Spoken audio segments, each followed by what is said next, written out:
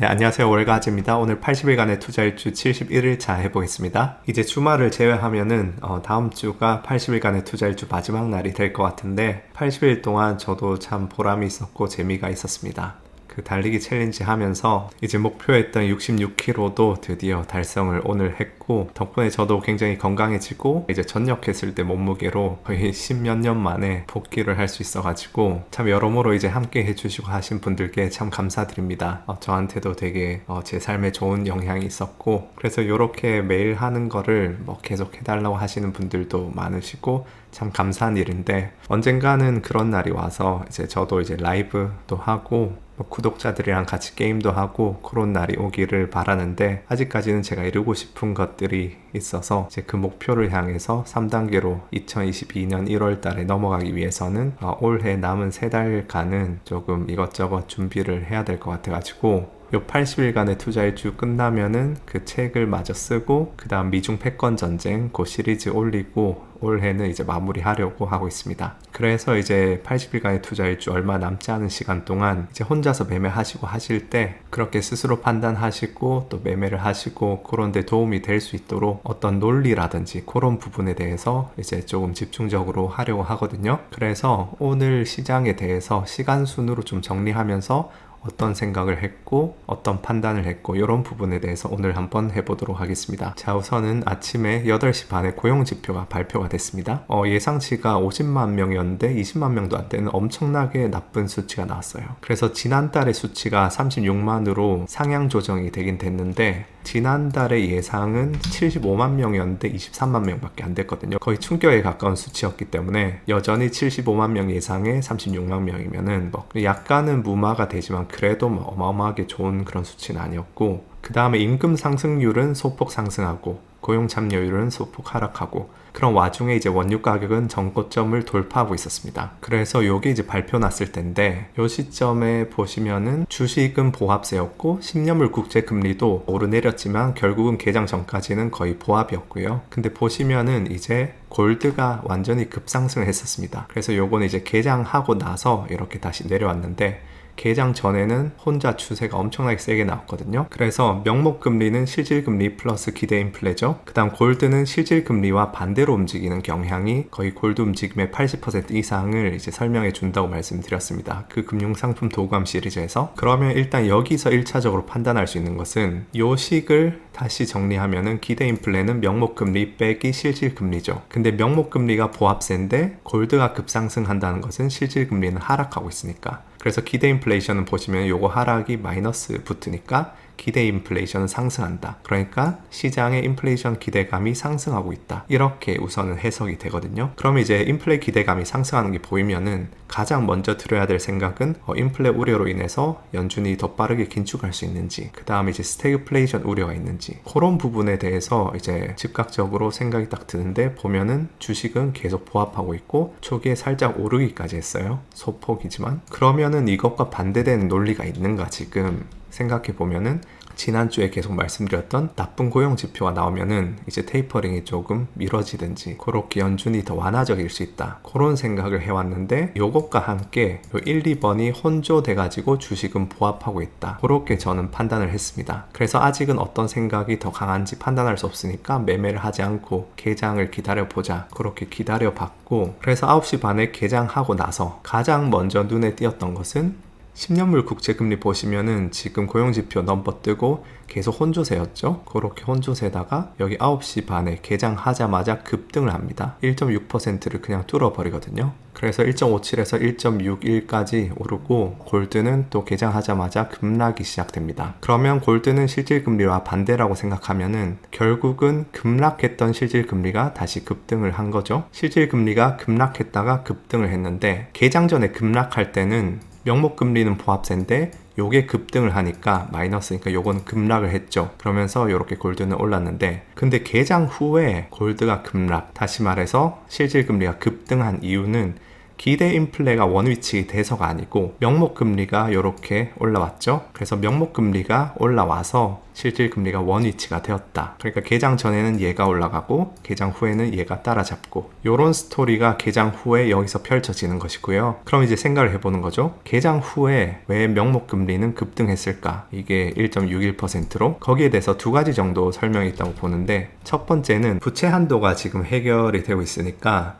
부채 한도가 해결된다는 것은 재무부가 국채를 더 찍을 수 있다는 뜻이고, 그렇게 국채 공급이 늘어나면은 국채 가격은 하락 압력을 받겠죠. 국채 가격이 내린다는 것은 국채 금리가 올라간다는 것이고, 그래서 요 수급 문제가 있을 수도 있고, 두 번째는 이제 테이퍼링 및 금리 인상에 대한 확률이 가시화된다는 거. 왜냐하면 인플레 기대감이 올라가니까. 만약에 요게 유의미하게 프라이싱이 되었다면은 지금 요 1, 2번 중에서 2번은 이제 각하가 되는 거죠. 다시 말해서 개장하고 국채 금리가 오르는 현상이 시장 참여자들이 연준이 테이퍼링을 미루진 않을 것 같다, 그렇게 판단해서 요게 올라오는 것이라면은 어쨌든 요거는 버리게 되는 것이고, 그럼 여기에 대한 기대감이 사라졌다고 이제 센티먼트에서 확인을 했으면은 1번만 남죠? 그러면은 주식의 관점에서는 하락을 할 것이다, 그렇게 생각을 할 수 있겠죠? 근데 생각보다 보시면은 10년물은 여기 개장함과 동시에 급등을 했어요. 거의 1340분대로 이제 1.6% 돌파하고 그랬는데,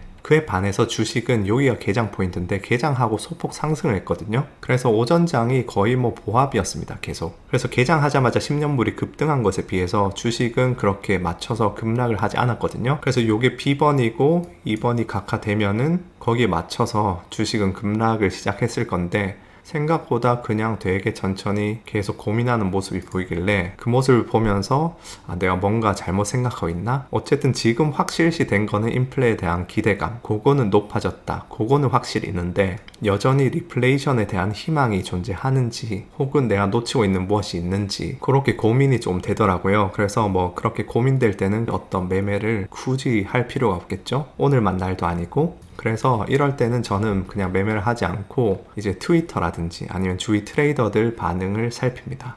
예를 들어서 트위터에 이렇게 샵해서 NFP, 여기 고용 지표를 얘기하거든요. 요 태그를 치면은 그렇게 팔로우 해놓은 그런 애널리스트들이나 트레이더 반응들이 이제 나오겠죠. 그러면서 제가 놓친 부분이 무엇인지 거기에 대해서 이제 찾아보니까 이제 몇 가지 반응들이 있는데, 첫 번째는 실업률은 그래도 4.8%로 하락했고, 그 다음에 지난달 넘버는 상승해서 수정됐으니까 고무적인 거 아니냐, 이런 낙관론도 있었고, 심지어 임금 상승은 가계 소비를 늘려가지고 이제 연말 시즌, 크리스마스 시즌에 되게 이제 나름 대목인데 그런 실적 향상에 도움이 될 것이다. 저는 개인적으로 이거는 상당히 낙관적인 얘기인 것 같긴 한데, 어쨌든 이런 얘기를 하는 사람들도 있었고, 그 다음에 또 다음 주부터 이제 제가 어제 말씀드렸듯이 실적 시즌이잖아요. 그래서 이제 회사들의 실적에 대한 기대감으로 살짝 이제 초점이 맞춰져 있다, 요런 얘기들이 있더라고요. 그래서 그냥 저는 결론을 내릴 수 없어서 오늘은 방향성 매매는 안 해야겠다, 그렇게 결론을 내렸습니다. 제가 굳이 확신도 없고 어느 방향인지 잘 모르겠는데 구테어 어딘가를 하나 찍어가지고 50대 50인데 50.5% 쪽을 구테어 찍어서 들어가는 것은 여러 가지 수수료나 그런 비용도 치고 또 멘탈적인 부분까지 합하면은 무조건 확률적 우위를 잃는 방향이다, 그렇게 제가 말씀드렸는데, 이제 트레이딩 하시는 분들도 데이 트레이더라 하더라도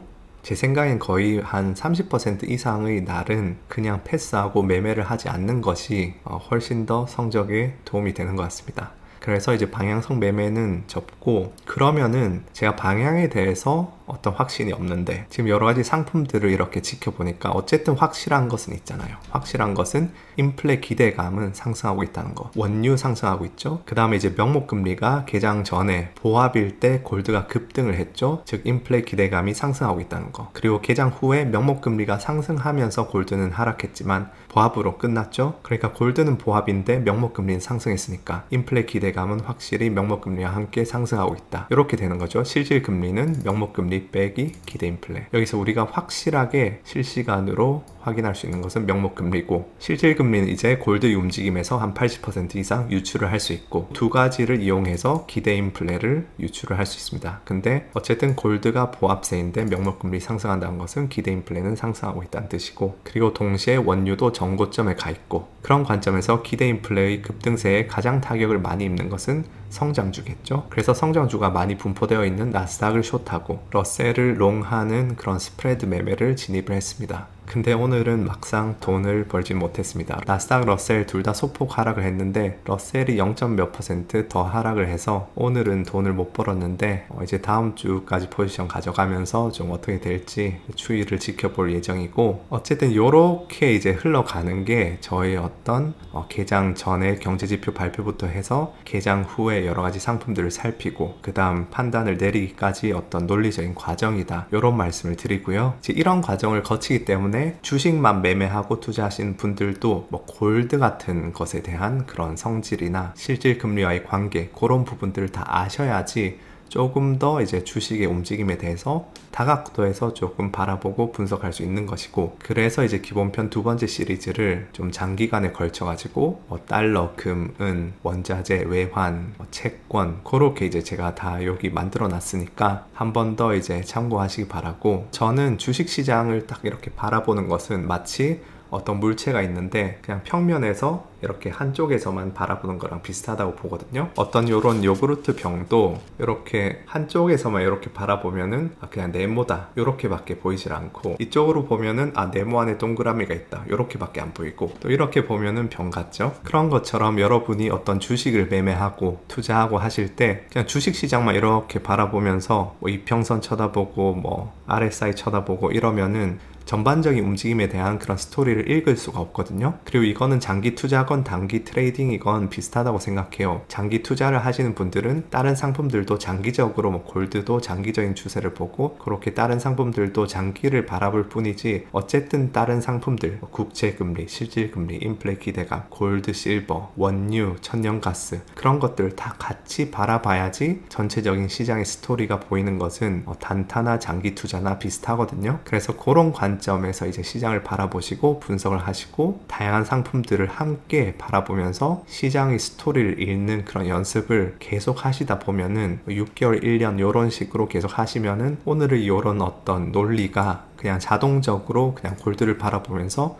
국채 금리는 그대로인데 골드는 상승하네, 인플레 기대감 올라가네, 요렇게 그냥 체득이 되거든요. 생각보다 그렇게 오래 걸리지 않습니다. 왜냐하면은 이게 내신 공부나 아니면 뭐 시험 공부 이런 거 하실 때랑 전혀 달라요. 왜냐하면 이거는 본인의 돈이 걸려 있기 때문에 생각보다 이게 습득하는 게 정말 빠릅니다. 그냥 몇 달만 하셔도 어떤 의식적인 그런 연습을 하시면은 금방 본인의 그 돈과 연관되는 부분은 금방 익숙해지실 수 있는 그런 부분이니까 한번 연습해 보시길 바라겠고, 그래서 오늘은 이 정도로 얘기를 하겠습니다. 다음 시간에는 나스닥 러셀 그렇게 스프레드를 잡을 때 사이즈라든가 그런 부분에 대해서 실질적으로 조금 이용할 수 있는 그런 팁들 다뤄보도록 하겠습니다. 그래서 어쨌든 오늘 금요일인데 저는 이제 주말 동안 보스턴을 가야 되거든요. 이제 제가 1월 달부터 시작할 프로젝트에 동료를 구하러. 근데 이제 저희 집에서 운전해서 거의 4시간 가야 되기 때문에 그 시간을 어떻게 타임킬링 할까 생각하다가 유튜브 찍자